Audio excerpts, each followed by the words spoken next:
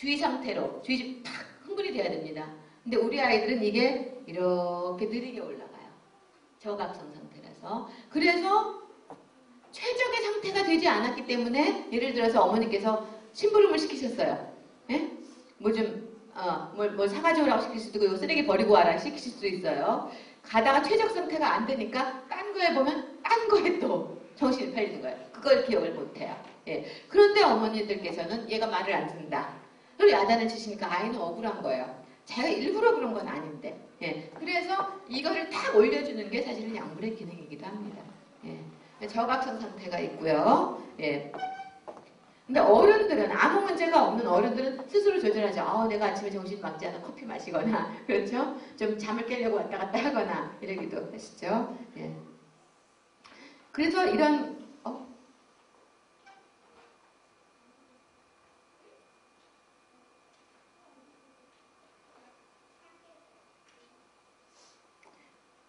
예. 저각성 상태. 그리고 이제 전두엽에 문제가 있다는 거 말씀을 드렸고요. 예. 그 다음에는 생화학적인 문제로 설명하는 게 있습니다. 이게 다 사실은 통하는 겁니다. 도파민이라는 신경 전달 물질이 우리 뇌에 있어요. 그게 집중에 굉장히 영향을 작용을 하는 신경 전달 물질 중에 대표적인 게 도파민하고 노르에피네프린 이런 게 있어요. 이런 게 작용을 하는데 그러면 ADHD 치료제 메틸페니데이트는 도파민에 작용하는 약물이에요. 그 다음에 에이토목세틴이라는 약물이 있어요. 그거는 노르에피네프린에 작용을 합니다. 예, 그래서 집중력을 흥분시키는데 그게 뭐냐면은 우리의 뇌세포가 이렇게 과제가 주어지면 흥분을 하기 위해서는 이렇게 연접 열구가 있는데 여기서 자극이 와요. 이렇게 연결이 돼야 돼요. 근데 여기에는 이렇게 떨어져 있어요. 여기에 도파민이라는 이런 것들이 낭에 들어있습니다. 이게 이렇게 탁 자극이 오면 이게 터지면서 이렇게 해서 여기로 자극이 연결되거든요. 그 다음에 이 사용된 이건 다시 이렇게 재흡수되고 다시 생산하는 게 아니라 이런 체계예요. 그런데 ADHD 아이들은 이거를 전달하는 유전자에 조금 문제가 있어요. 그래서 이게 사용되기 전에 그냥 재흡수가 돼버려요. 또 도파민 트랜스포터, 실어 날르는 유전자예요. 그렇기 때문에 약물이라는 건 뭐냐면은 이거 실어 날르는 진을 딱 막아주는 거예요. 못 실어 날르게. 그럼 어떻게 되겠어요? 계속 도파민이 작용하겠죠.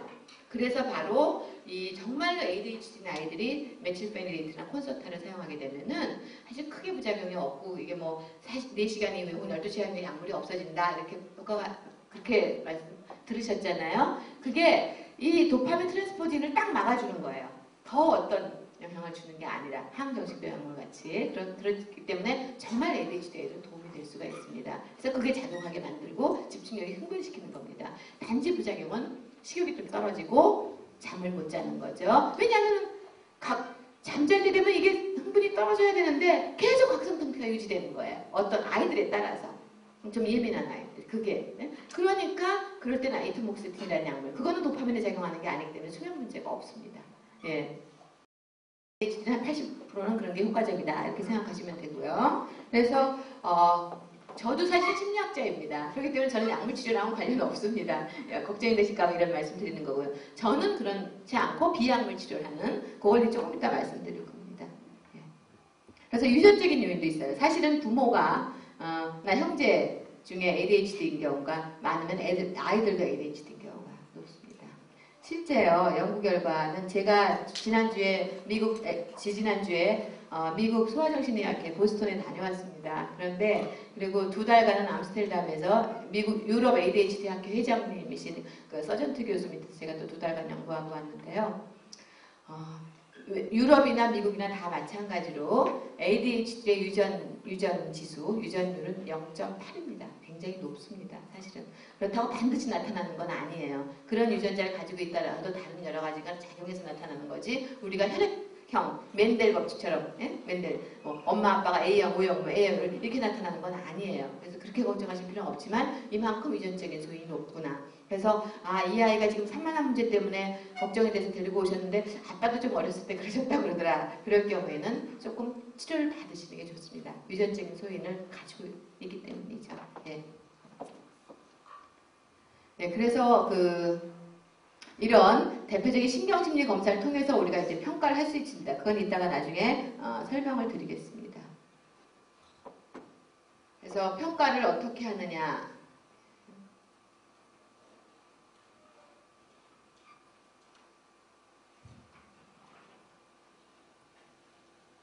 우선 지능에 문제가 없는지 이걸 평가해야 되고 주의력 문제, 신경 전두엽 기능 문제, 부모 교사 평가 부모 교사를 같이 평가하는 이유는 왜냐하면 아까 뭐라고 말씀드렸죠? 한 상황이 아니라 두 상황 이상에서 문제를 보여야지만 진단 내리기 때문에 교사 평가도 굉장히 중요합니다. 그 다음에 이제 비약물 치료, 예, 그게 이제 심리사회적인 치료입니다. 네, 이런 웹스터 지능 검사를 통해서 보시면은 웹스터 지능 검사는 지능만 재는 게 아닙니다. 제가 그냥 여기서 말씀드리겠습니다. 요 산수, 숫자, 기호쓰기. 요게 주의 산만성 요인이에요. 지능 중에 주의 집중과 관련된 검사가 세 가지라고 생각하시면 돼요. 예, 지금 저 아이가 똑똑똑 떨어져 있죠? 그렇죠? 예, 그래서 지능을 구성하는 요인 중에 지적인 능력 중에 중요한 게 주의력이에요. 그래서 우리 아이들이 ADHD 아이들은 지능이 낮지 않습니다. 예, 지능이 정신지체면 ADHD라고 진단 내리지 않죠. 주의 집중력의 문제만 있을 때 진단을 내리는데 집중력이 떨어지니까 자기 지능보다 조금 낮게 나타나요. 저희는 수치를 말씀드리지 않고 실제 잠재력은 얼마인데 집중력 문제 때문에 이만큼이 떨어져 있다. 그렇게 말씀드리고 ADHD 아이들 만약에 어머니께서 우리 아이가 ADHD 문제가 있다 이럴 경우에는요. 수치 너무 중요시 여기지 마세요. 그것 때문에 집중력 문제 때문에 좀 떨어진 게 있는데 중요한 건 잠재력입니다. 예, 저 아이도 지금 굉장히 잠재력이 높은 어휘 이런 게 14점 이상이면 최우수 수준입니다. 13, 14. 굉장히 높은데 주의력만 자기 능력보다 다 떨어져 있죠. 그렇죠? 예. 그 다음에 예, 왜 이렇게 계속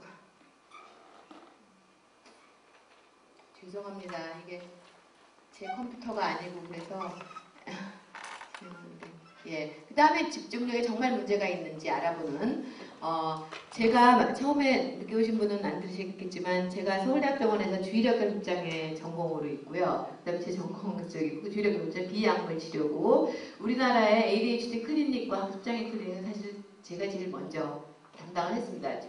서울대병원이 어린이병원을 처음이었기 때문에 그런 위치에 있어서 제가 처음 담당했고 국내에는 검사가 전혀 없었어요. 그래서 국내에서 ADHD 진단하는 검사는 한 80% 이상은 제가 다 개발했다고 생각하시면 됩니다. 네, 그래서 이 검사도 제가 개발한 거고요. 네, 그래서 주의력 결핍장애 진단하는 가장 대표적인 겁니다.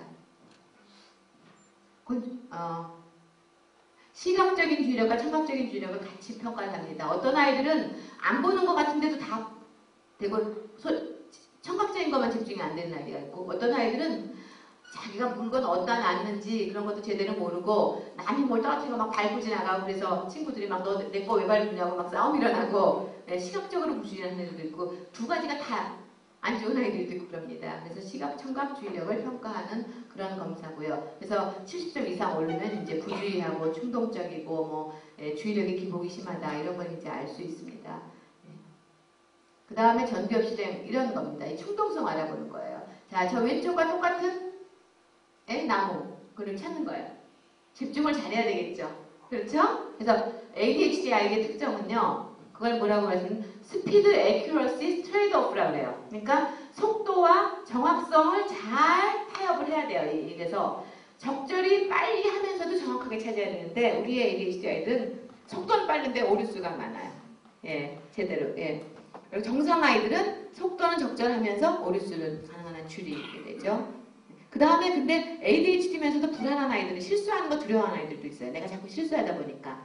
오류는 적지만 속도가 너무 느려요. 그러다 보니까 나중에 숙제 같은 것도 할 때 오류 적게 하려니까 너무 힘드니까 안 하겠다고 떼쓰고 그게 보통 끈기가 없다, 지기력이 부족하다 이렇게 말씀하실 때가 있죠. 그 다음에는 언어 유창도 이런 거 알아봅니다. 자, 1분 동안 기억, 이응, 시읒 이걸로 시작한 단어 말해봐라. 이럴 때 잘 책략을 세워야 됩니다. 이게 어휘력이기도 하지만 전두엽의 기능이에요. 그럼 기억으로 1분 내에 말하려면 가부터 시작해가지고 이렇게 탁탁탁 머릿속으로 생각해서 해야 되겠죠? 혹은 동물 이름 대기도 마찬가지예요. 우선 집에서 기르는 동물 먼저 대고 그 다음에 야생동물 대고 이렇게 전략을 세우면 빨리 말할 수가 있어요. 1분 내에. 왔다 갔다 하면 시간이 1분 내에 많이 말하지 못하게 되죠. 이런 검사라든가 위스콘신 카드 분류 검사 같은 게 있습니다. 이런 걸 통해서 선생님은 말해주지 않아요. 자, 네가 한번 어떤 분류 규칙에 따라 분류해봐라. 저 밑에 카드를 위에 어디에 한번 분류해보면 선생님은 단지 맞았다 틀렸다만 해줄 거야. 형태나 숫자나 그렇죠? 색깔이나 뭐 이런 거, 개수 이런 걸 통해서 분류해봐라. 그럼 저 아이가 예를 들어서 저 십자 두 개를 빨간 십자, 난 십자로 분류했어요. 그리고 여기다 갖다 냈을 때 틀렸어. 그럼 아, 형태는 아니구나. 그럼 이번에는 색깔인가? 네 번째로 맞았어. 그럼 뭐예요? 색깔이겠죠. 이런 식으로 분류하는 거예요. 그래서 지시에 따라서 얼마나 행동을 조절하면서 문제를 해결하는가. 전두엽의 중요한 기능입니다. 이런 것도 알아보고. 그다음 색설로 읽기 검사. 이것도 이제 제가 개발한 검사인데요. 이거 한번 보세요. ADHD 아동의 검사입니다. 그냥 쭉 따라가면서 처음에는 1, 2, 3, 4 있는 겁니다. 근데 두 번째는 어떻죠? 1 다음에 어디 갔죠? 분홍 1 다음에 노랑이. 그 다음에 분홍 3, 노랑 4 이렇게 가야 됩니다. 뭐죠? 바로 아까 말씀 시프팅이 일어나야 됩니다. 주의 전환이 일어나야 되고 지속적으로 가야 되고. 그렇죠? 그래서 아이들이 얼마나 주의적으로 변경을 제한하고 지속적인 주의 집중력이 있는가 이런 걸 알아보는 이런 검사입니다. 우리의 ADHD 아동들은 저 두 번째 CCD2에서 많은 오류를 나타내고 충동적으로 수행을 합니다. 다음에 스트록 검사입니다. 이거는 역시 전두엽의 그런 억제 능력을 알아보는 거예요. 그냥 빨강, 파랑 이런 거 쭉 읽게 하는 거예요. 초록, 단어. 그 다음에는 뭐예요? 이건 이제 제가 좀 자세히 보여드리는 읽기장애 아이들한테 이게 또 중요한 검사이기 때문입니다. 다음엔 색깔을 읽는 거예요. 파랑, 빨강, 초록, 파랑. 그 다음은 단어를 읽지 말고 색깔을 읽어야 됩니다. 읽어보세요. 빨강, 초록, 파랑, 초록. 예? 이렇게 읽으면 안 되는 거죠. 저도 자동적으로 어른들은 억제를 안 하면 이렇게 읽게 되는 거예요. 그렇죠? 자, 단어 읽지만 색깔로. 파랑, 빨강, 초록, 파랑, 초록, 빨강. 이렇게 되죠. 그렇죠? 그러니까 하나의 경쟁하는, 예? 주의를 분산하는 자극을 억제하고 해야 되는 거예요. 이걸 잘 못하면 어떻게 되겠어요? 아이들은 주의 분산 자극이 많을 때 거기에 계속 집중을 빼앗기게 되고 제대로 과제를 수행하지 못하게 됩니다. 그래서 이 아이 보면 가만히 있지 못하는 문제가 있는데 지능도 좋습니다. 보세요. 다른 건 괜찮습니다. 60, 50 이상이면 다 우수한 수행이거든요. 색상 단어에만 39, 간섭 효과가 12점. 아주 점수가 높을수록 50점 이상이면 좋은 건데 쉽게 간섭받아요. 주의 방해 자극에. 그렇죠? 행동 억제가 안 되는 그런 걸 나타내줍니다. 그 다음에 이제 부모님과 교사에게 평점을 하게 하는 거예요. 우리 아이가 몇 점이나 산만한가. 15점 이상일 경우에 이제 문제가 있다. 이런 걸로 평정을 합니다. 어머니가 보시기에 얼마나 아이가 산만한지 선생님 보시기에 가정 환경에서 이럴 때 어떤 문제가 있는지 그 다음에 부모님이 아이들 문제 행동도 이렇게 평가하게 하시고 그 다음에 이거는 뭔가 치료 효과 평가하기 위해서 이렇게 개발한 그런 검사인데 이것도 제가 개발한 검사입니다. 학교 상황 이런 요즘 이제 ADHD 사판을 많이 씁니다. 이걸 통해서 19점 이상이면 이제 문제가 있다라고 평가를 합니다. 대부분 주의 집중 문제와 관련된 DSM-4 진단 주기로 그 문항들이 평가에 포함되어 있습니다. 요건 청소년입니다. 청소년들도 스스로 평가하게 하는 거예요. 그래서 이런 거 나는 가능하면 내게 편리한 대로 규칙 바꾼다. 난 까다롭고 쉽게 짜증내는데 내가 원하는 건 빨리 배우지 못한다. 가만히 앉아있기 힘든다. 뭐 이런 것들. 그 다음에 요거는 어른들. 웬더 박사가 이제 개발한 거예요. 이분한테 허락받고 또 제가 개발한 겁니다. 어른들이 내가 어렸을 때를 기억하면서 어른들이 어렸을 때는 주의력 결핍장애라는 진단명이 없었을 때였고 그때는 그냥 뭐 산만하다. 남자애들은 다 그렇다. 그런 시절이거든요. 주의력 결핍장애가 정말 이렇게 확고하게 진단이 확립된 건 1987년 이후예요. 학습장애도 마찬가지고요. 물론 80년대부터 그런 진단명이 있긴 했지만 그래서 내가 어렸을 때 나 집중력 어려움이 있어서 쉽게 주의 분산됐어. 나 뭔가 걱정도 많았고 안절부절 못했고 쓸데없이 공상 잘했어. 뭐 이런 것들 이게 다 주의력 결핍장애에 있었던 어른들의 증상입니다. 그래서 제가 하는 거는 아이들이 전두엽이 발달함에 따라서 주의력 결함, 충동적인 행동 특성은 많이 좋아집니다. 하지만 여전히 한 50% 남아있게 되고 부주의한 문제, 이제 과잉 활동은 줄어들지만 가만히 앉아 집중 못하고 그래서 계속 여러 가지 학습 문제라든가 또래가 중학교에 적응할 때 문제가 생길 수가 있어요. 그래서 다양한 문제를 예방해주기 위해서 심리사회적인 이런 치료를 하게 됩니다. 이런 거예요. 인지행동치료. 자, think aloud. 먼저 생각하기, 크게 생각하기 이런 겁니다. 잠깐 생각해보자 하는 겁니다. 제가 아이들 저희 병원에서는 일주일에 2번 이거 실시하고 있습니다. 자기 지시 훈련이에요. 생각하기 앞서서 먼저 행동하는 거, 책략 세우는 거. 예, 그래서 애들이 생각 안 하고 답하는 게 아니라, 자, 이게 문제가 뭘까? 아, 이거 지금 두 자릿수 곱하기구나. 아, 뭐 빼기구나. 아, 나 지금 집중해서 잘 해야 돼. 이런 걸 스스로 자기에게 말하면서 이제 문제 푸는, 자기 행동을 조절하게 하는 그런 방법입니다. 예. 내가 할 게 뭐지? 자, 난 뭐 해야 돼 생각해야지. 그러고 나서 내가 잘했나 살펴볼까? 아, 참 잘하고 있어. 어떤 건 내가 지금 실수했지만 잘할 수 있을 거야. 우리 아이들 한 번 실수하고 그러면 이렇게 확 안 하겠다고 판을 깨는 아이들이에요. 네? 그런 자질에 대한 인내력이 낮아요. 그래서 그런 걸 또 잘 행동을 조절할 수 있도록 하는 그런 겁니다. 그래서 이런 그림판을 가지고 아이들한테 이제 설명을 합니다. 자, 내가 해결을 어떻게 볼 거야? 어떻게 해결할까? 생각해보자. 잘 계획대로 되고 있나? 문제 해결됐나? 뭐 이런 거예요. 그래서 잘했을 경우에 이제 행동적인 비법으로 뭐 스티커 주는 거 잘 아시잖아요. 그렇죠? 그런 방법을 사용하고 있고, 바람직하지 못할 경우에는 그 스티커를 회수한다거나, 원하는 거 좀 그런 오늘 게임하기로 한 거, 그거 뭐 아니 TV 만화 영화 보기로 한 거 그걸 더 제재하신다거나 뭐 이런 걸 사용하실 수 있습니다. 타임아웃도 아실 거예요. 그 다음에 아이가 좋아하는 상을 주기 위해서는 강화물 조사. 아이들에게 정말 원하는 상을 줘야 되기 때문에 너 잘하면 뭐 10,000원 줄게, 너 잘하면 나중에 뭐 해줄게, 이거 효과 없습니다. 실제 이런 걸 조사해서 아이가 진짜 원하는 걸 상을 받게 해주시는 게 좋습니다. 계약서까지 하고 해야 됩니다. 예, 스티커도 붙여주시고. 그래서 내가 오늘 얼마나 잘했나 스스로 그거 평가하게 하는 것도 중요합니다. 저녁 때 아버님들께서 저녁 때 오셔서 우리 누가 이렇게 잘했구나 이렇게 해주시는 것도 아주 효과적입니다.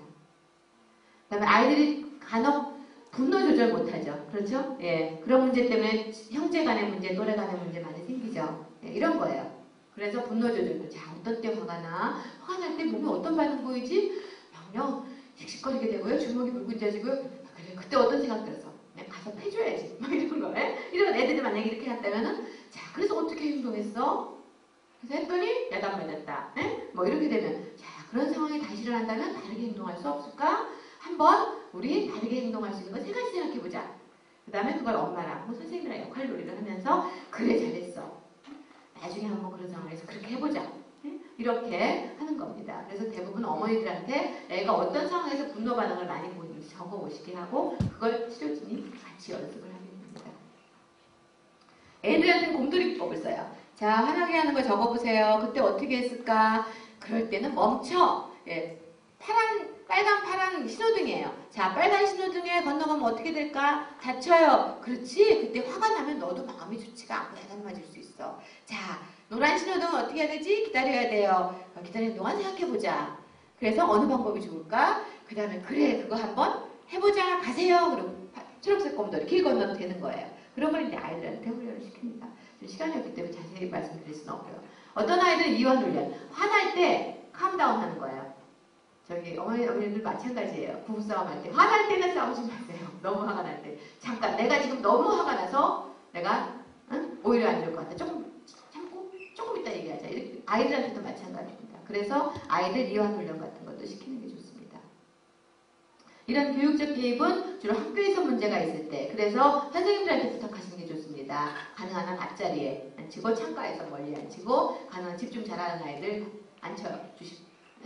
달라고 좀 부탁을 드리고, 같은 아이들끼리 앉히면 안 되죠. 3만 아이들끼리 그런 거라든가, 예, 그 다음에 너무 어려운 과제보다 적절한 수준의 과제, 예, 너무 흥미 없이 쉬운 과제는 오히려 흥미가 감소합니다. 예, 그런 거라든가, 과제를 작은 단위로.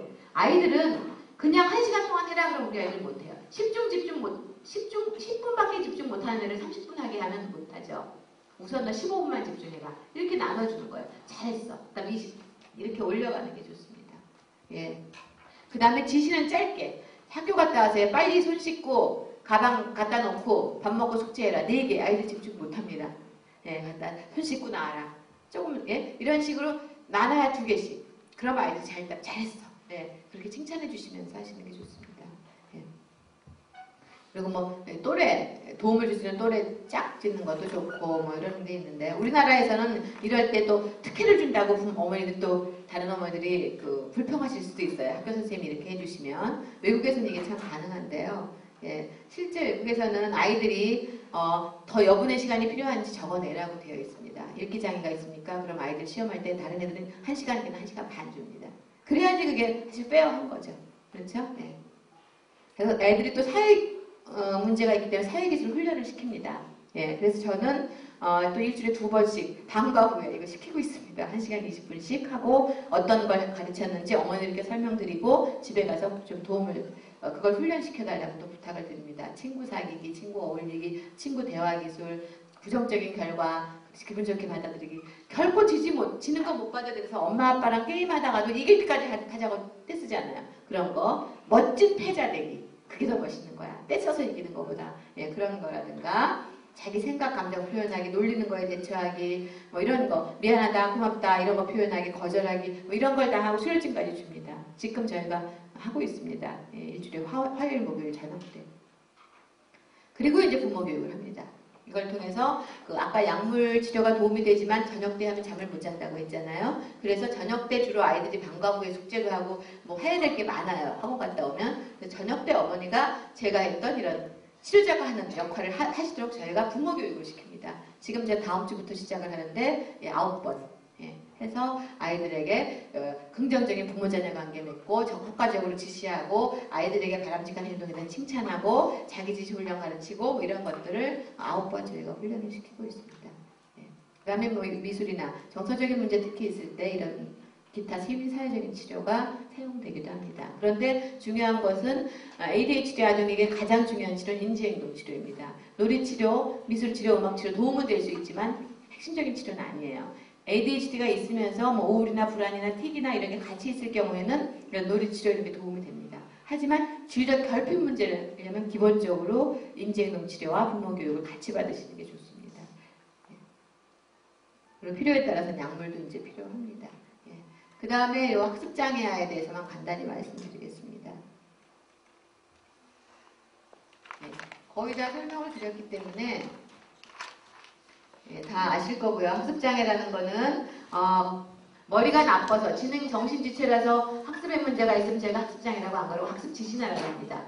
학습만 문제 있는 게 아니라 학습을 담당할 지능 자체가 낮은 거죠. 그렇죠? 또 학습의 문제는 없는데 정서적인 문제 때문에 우울증이라든가 시험 불안이라든가 이런 것 때문에 공부를 못하면 학습장애라고 안 그래요. 학습 부진화, 언더어치버라고 합니다. 학습장애는 학습을 담당하는 중추신경계에 미세한 장애가 있어요. 그것 때문에 읽기 쓰기 산수, 학습의 기본이 되는 것에 자기 연령이나 학년이나 지능에 비해서 2년 정도 부진한 수행 보일 때 학습장애다. 그런데 이제 그걸 얼마나 넓게 평가하느냐에 따라서 넓은 범위의 학습장애가 있고 좁은 범위의 학습장애가 있습니다. 미국에서는 주마다 달라요. 또 혜택이 많아요. 그렇죠? 예, 그런 게 있을 때 학습장애 아이들은 가는 대학도 따로 있습니다. 예, 고등학교도 따로 있습니다. 예, 그래서 넓게 어떤 주에서는 지능이 낮건 신경학적인 문제가 있건 어떤 이유에서 학습에 문제가 있으면 학습장애라고 하자라는 게 넓은 범위의 학습장애고 그렇지 않고 정말 지능도 정상이고 다른 신경 이런 뭐 시청학적인 문제도 없고 다른 문제 없고 정말 학습을 담당하는 그 부분 특히 좌측 두정 측두엽일 수도 있고 전두엽일 수도 있고 여러 가지 그런 미세한 신경학적인 그런 장애로 인해서 자기 능력이나 지능에 비해서 학년이나 2년 이상 부진한 수행을 보일 때 학습장애라고 할 경우에는 협의의 학습장애예요. 그래서 그걸 구분하기 위해서 Specific Learning Disorder, 특수학습장애라고 합니다. 그래서 우리가 특수학습장애다 그럼 지능 좋구나.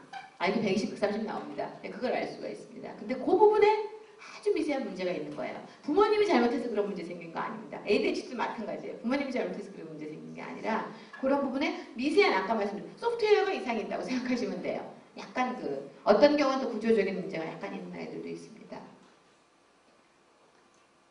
그래서 보통 이제 읽기장애 아이들이 많죠. 학습장애 80%가 읽기장애입니다. 예, 그러니까 읽기장애, 난독증 이런 게 또 많이 관심을 받고 있습니다. 그런데 읽기장애도 크게 그냥 읽기장애가 있고 넓은 범위에 리딩 디소더, 느리게 읽는 애, 그렇죠? 예, 뭐 여러 가지가 있고 정말 단어를 해독하는 데 문제 있는 애들이 있어요. 해부어. 정말 그래서 예전에 사무엘 오턴이라는 안과 의사가 다른 건 아무 문제가 없는데 읽기만 못하는 애가 있었어요. 그래서 그 아이를 워드 블라인드니스, 단어만 못 본다.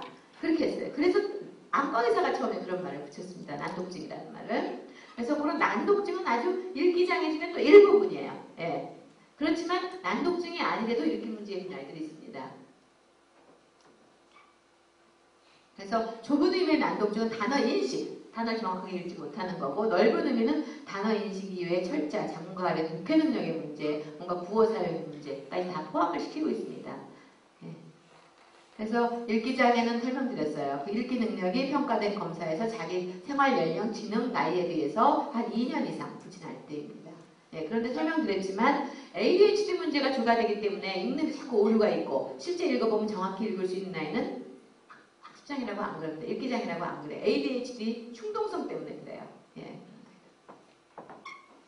그래서 대부분 학습장애를 평가할 때는 전반적인 인지, 지능이 낮은 거 아닙니까? 평가를 해야 되죠. 현재 학업 성취 수준, 그 다음에 다양한 기억 능력, 주의력, 시공간적인 능력, 언어 능력에 문제 있나. 그 다음에 그것 때문에 초래된 정서적인 문제가 너무 2차적으로 우울증 많이 옵니다. 그게 또 학습을 더 부진하게 할 수가 있어요. 그런 거. 그 다음에 부모나 학교나 가정에서 아동에게 어느 정도를 기대하고 요구하는가. 그리고 거기에 대해서 어떻게 대처하고 있는가. 그런 걸 다 평가하게 됩니다. 그래서 우선 이런 어떤 능력이 결핍되어 있는가. 평가를 위한 평가는 하지 않습니다. 저희가 평가를 하는 이유는 반드시 아이들의 치료에 도움을 주기 위해서 하기 때문에 어디에 결함이 있나. 이 아이가 지금 읽기장애예요. 그럴 경우에 워킹 메모리에 문제가 있나 아니면은 이 아이가 언어에 문제가 있나. 그럼 언어 치료를 해야 될지 워킹 메모리 훈련을 해야 될지 그렇죠? 아니면